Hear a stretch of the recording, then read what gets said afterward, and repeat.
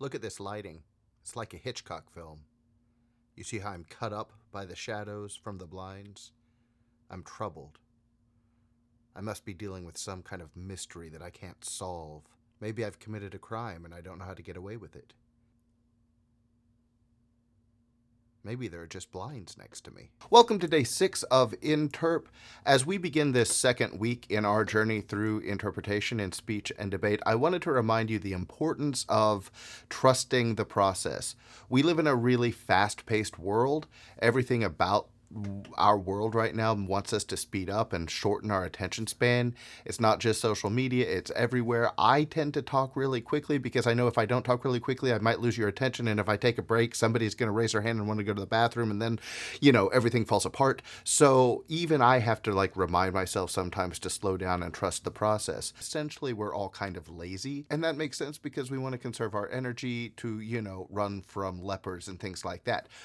But the truth is, we need to avoid the kind of thinking that wants us to skip ahead to the end and just do the assignment so that we get the points and we can move on with our lives, and maybe we can catch up on homework from another class or check out TikTok or whatever it is. So it's just important to realize that anytime you're engaged in a creative process, which is what this is, you have to have a certain amount of patience and faith that if you do each step the way you're supposed to do each step, it will lead to something. And that's the deal I'm making with you. So I just want to remind you of that. Don't skip ahead. Trust the process. In that first week of doing this, I got a lot of questions from people who would come up to me and ask me what the next step is when the video me just told them the next step. So if you have to rewind, check it out again and make sure. And it's not that absolutely you can come ask me questions, but make sure that you're really focused on the process and have a little bit of faith because it will pay off. So let's talk about today. In literature, you have something called the onomatopoeia. That's when a word sounds like the thing that it represents: crash, bang, boom, those kinds of words, right? Today, I want to reverse engineer some onomatopoeias, which means that I want to start looking at language and seeing if we can use certain words as sound effects the way onomatopoeia is. So here's what we do. Number one, we want to focus on verbs and adjectives. Now, if you're grammar impaired, like you can't identify a verb, which is an action word or a state of being, but in this case, we want to focus on action words or adjectives, which describe things, that's okay. Let's think of it this way. There are 3 ways to say a word. Number 1, there's neutral. The neutral way of saying any word is the way you say it when you're reading in class. So if the sentence is Jill launched herself across a table, you just say Jill launched herself across the table and you're good to go. It's just neutral. It doesn't really mean anything other than the words themselves. Now, because I am interpreting that sentence, I want to play with it a little bit. So there are 2 things you can do. You can embody a word or you can judge a word.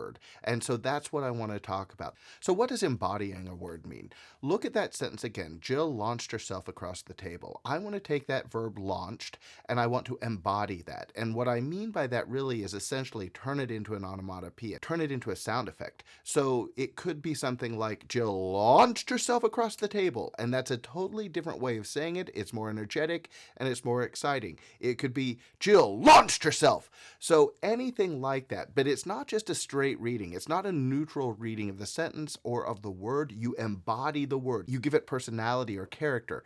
In other words, you use it as a sound effect. The second thing that you can do is judge a word. So I'm going to use the word Jill and I'm just going to judge it.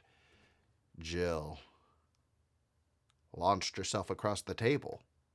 So you know exactly how I feel by the way I said Jill. So those are 2 things to keep in mind. Now, not every sentence needs embodiment or judgment, but you need to sprinkle quite a bit in if you don't want your audience to get bored, because those sound effects, the way you say those words, help them understand the script, and that's the whole point of being an interpreter. So that's what we're going to do today. Step 1, go through your script and find 5 words that you can either embody or judge, and it's just how you say them, and you're only looking for 5 today. So don't make this harder than it is, but take a moment to find those words, circle them or highlight them or draw a box around them, whatever will help you identify these are words I want to either embody or judge. Push pause on the video and go. So you've read the script countless times at this point. You've done a lot of basic character work, which is fantastic, a lot of character analysis, so you know who these characters are, you know what their voices are, you know what their facial expressions are, you know their physicality, or at least you're starting to know their physicality. And now we're going to either embody or judge the heck out of these pieces. So what I want you to do in step 3 is talk to a wall. If you have a partner, do this with your partner. If this is a solo event, do it by yourself. Literally go somewhere and do this out loud, but you've got to do it all now. So you're going to do your facial expressions, you're going to do your voices, you're going to do any kind of physicality you've developed, and you're going to embody and judge at least the 5 words you've identified. Here's the thing, it should be getting more and more fun to go through the script. Now, I don't mean like Disney World fun, but I mean it should be more entertaining to you the more you go through the script and do these things, because it's going to be more entertaining to the audience, and that's your goal. So that's it. I want you to do that at least 2 times. So you're going to go through your script 2 times, at least take a break between those 2 times, go for a walk, come back, do it again if you have time. Remember, you're also memorizing, but I don't want you to think of this as memorizing, but one of the reasons it's important to actually go through this out loud is because it's part of the process of memorizing. So there you have it. Have a good day. 1, 2, 3, go.